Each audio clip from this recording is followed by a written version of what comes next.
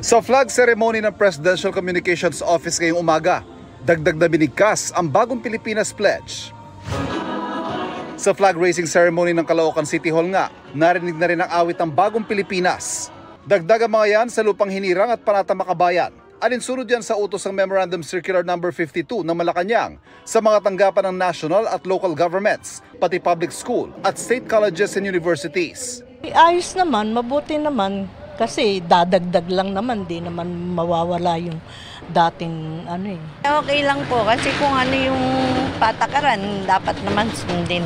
Pero ano nga ba ang Bagong Pilipinas? Bukang bibigyan ng Pangulo, natatakaan niya ng kanyang pamumuno na principled, accountable at dependable. Para raw sa puso ng mga Pinoy, nais ang Pangulo na awitin ng kanta at panatang nilikha para rito. Pero sounds familiar daw ito ayon sa Teachers Dignity Coalition. Ito isang paraanan ng propaganda.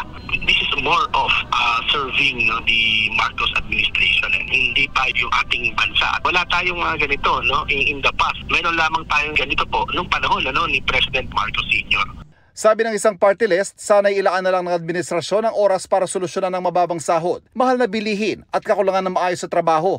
Kabilang din yan sa mga sentimento ng ilan nating kababayan. Mas marami pong problema na kailangan i-improve kesa dagdagan pa yung Bagong Pilipinas, mas maganda pa yung may mga improvement. Mahaba na nga tapos habaan pa. Makakatulong kaya? Parang hindi, wala namang may tulong eh. Anong may tulong doon? Wala rin. Okay naman, but not necessary. Pero okay. Ano ho kaya may tutulong nun sa tingin ninyo? Oh well, sabi nga nila to foster daw yung patriotism. Baka sakali. Pero pagpunto ni Senador Coco Pimentel, may umiiral ng batas tungkol sa pambansang awit, panata at flag raising ceremonies. Kung dadagdagan, kailangan mo na kanyang amyandahan yan at hindi pwedeng iutos lang ng Memorandum Circular ng Pangulo. Maaring may mga bagong ideya raw kasing nakapaloob dito at ang mandato para aprobahan ito ay nasa mga mambabatas na kinatawan ng mga mamamayan.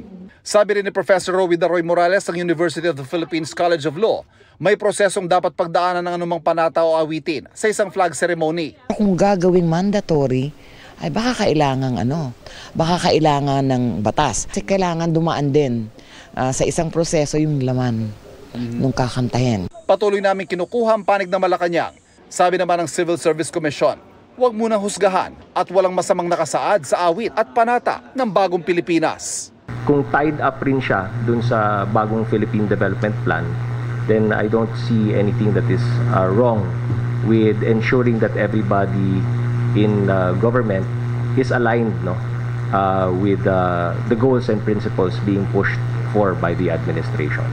Para sa GMA Integrated News, Ivan Mayrina, Nakatutok, 24 Oras.